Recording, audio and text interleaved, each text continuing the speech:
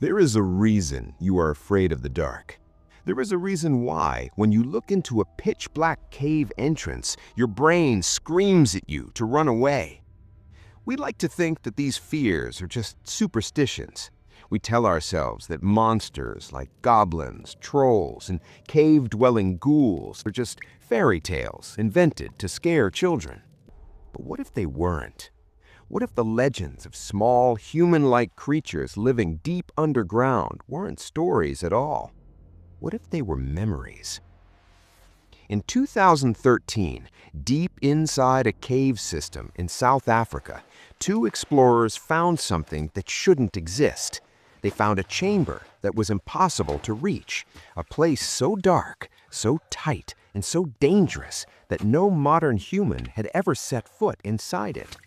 But when they shone their lights across the floor, they realized they weren't alone. Someone had been there before us. Someone small, someone strange, and they had been dragging bodies into the dark for thousands of years.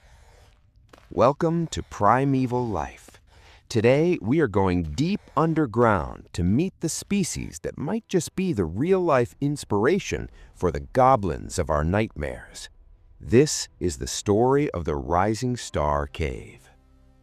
To understand why this discovery is so terrifying, you first have to understand the cave itself. The Rising Star Cave system is not a tourist attraction. It is a death trap. It is a labyrinth of sharp limestone and crushing claustrophobia. When explorers Rick Hunter and Stephen Tucker entered the cave, they weren't looking for monsters. They were looking for fossils. They pushed deeper and deeper past the Superman's crawl, a tunnel so tight you can only move by holding one arm above your head like a flying superhero. But that wasn't the hard part. They reached a section called the Dragon's Back. To get past it, you have to climb a jagged ridge of rock with a sheer drop on either side. At the top of this ridge, there was a hole, a chute. It was a vertical drop, only 7 inches wide in some places. Let that sink in. 7 inches. That is barely the width of a standard smartphone screen. To get down, you have to exhale all the air from your lungs to make your rib cage smaller and let gravity pull you into the blackness. If you get stuck, you die. If you panic, you die. The explorers dropped down this chute 40 feet into the dark. They landed in a small, isolated room now known as the Naledi chamber. They expected to find emptiness, maybe a lost animal bone or two. Instead, their flashlights hit a sea of white. Bones. Thousands of them. They were everywhere, littering the floor, sticking out of the dirt. But they weren't animal bones. They weren't bears or lions or bats. They looked human. The explorers took photos and scrambled back to the surface. When they showed the images to paleoanthropologist Lee Berger, he knew immediately that history was about to change. But he had a problem. Lee Berger is a big guy. He couldn't fit down a 7-inch chute. He needed a team of underground astronauts. He put out a call on social media for scientists who were expert cavers, but they had to fit one specific criteria. They had to be tiny. 6 women were chosen. They risked their lives descending into that chute day after day. What they brought back up terrified the scientific community. They recovered over 1,500 fossil elements. It was the largest cache of hominin fossils ever found in Africa. But when they started piecing the skeletons together, the creature didn't make sense. It was a mosaic, a biological puzzle. From the waist down, it looked like us. It had long legs and feet built for walking long distances. But from the waist up, it was something else entirely. Its shoulders were shrugged and curved like an ape built for climbing trees. Its fingers were long and curved, perfect for gripping rocks. But the most disturbing part was the head. The skull was round and high like a human's, but the face was flat and ape-like, and the brain case, it was tiny. This creature, which they named Homo Naledi, had a brain the size of an orange, about 1/3 the size of yours. Based on everything we thought we knew about evolution, a creature with a brain that small should be acting like a chimp. It should be living in trees, eating fruit, and leaving the dead wherever they fell. But Homo naledi wasn't doing that. And this brings us back to the horror of the Naledi chamber. How did those bodies get there? Scientists looked for bite marks on the bones. Maybe a leopard dragged them in. No, there were no tooth marks, not a single one. Maybe they fell in.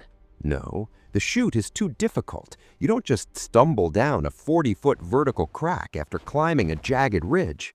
Maybe a flood washed them in. No, there was no sediment or debris that comes with water. Sherlock Holmes said, when you have eliminated the impossible, whatever remains, however improbable, must be the truth. The only explanation left was the one that scared everyone. They were put there, deliberately. This small-brained species, these goblins of the ancient world, were practicing a funeral ritual. Imagine the scene. It's 250,000 years ago. A member of the clan dies. Instead of leaving the body for the hyenas, the others pick it up. They carry the dead weight through the cave system. They squeeze through the Superman's crawl. They climb the dragon's back. And then, at the edge of that terrible 7-inch chute, they push the body into the dark. This changes everything. We used to think that caring for the dead, that the concept of an afterlife or a proper burial was something only big-brained humans like us did. We thought it required complex emotion and high intelligence. But Homo naledi proves us wrong. And it gets darker. The Naledi chamber is in the pitch-black zone. There is absolutely no natural light. You cannot see your hand in front of your face. To navigate that cave, to climb those ridges and find that chute, you need light. You cannot do it by feel. You would fall and die. That means Homo naledi had fire. They weren't just animals scuttling in the dark. They were walking through the underworld carrying torches. Picture it. You are an early human ancestor, maybe a Homo sapiens wandering the plains of Africa. You see a cave. You approach it for shelter. But then you see flickering lights deep inside. You hear chittering sounds echoing from the walls. You see small, shadowy figures with curved fingers and hunched shoulders moving in and out of the rock, carrying their dead. They look like you, but they aren't you. There's something older, something wilder. Is it any wonder that almost every culture on Earth has legends of little people? Goblins, kobolds, knockers, the Abu Gogo? We have always told stories about small, magical, or dangerous human-like creatures that live in caves and mountains. We assume these were just stories, but Homo naledi lived at the same time as early humans. We shared the landscape with them. We might have seen them, we might have fought them, and we definitely feared them. Recent studies have even suggested that Homo naledi might have carved symbols on the cave walls, crosshatches and lines etched above the graves. Art, meaning. A creature with a brain the size of an orange was engaging in ritual behavior in the total darkness of the underground. It forces us to ask a terrifying question. What else were they capable of? If they could navigate the most dangerous cave systems on Earth, if they could master fire, if they had a culture of death, how different were they from us, really? The Uncanny Valley is that feeling of revulsion you get when you see something that looks human but isn't quite right, a robot, a doll, or a corpse. Homo naledi is the ultimate Uncanny Valley creature.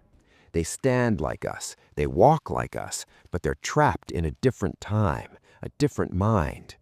The Rising Star Cave system is still being explored. Every year, Lee Berger and his team find more bones, more clues, and more mysteries. We now know that we were never alone on this planet. For most of our history, we shared the Earth with other versions of humanity. Some were giants, like the Denisovans. Some were strong, like the Neanderthals. And some, like Homo naledi, were the things that went bump in the night. The things that dragged their dead into the dark. So, the next time you hear a story about goblins living in a cave or strange little men hiding in the mountains, Don't laugh, because the goblins were real, and we found the bodies to prove it. If you enjoyed this journey into the dark, make sure to hit that subscribe button and turn on notifications. We have a lot more monsters to find. I'll see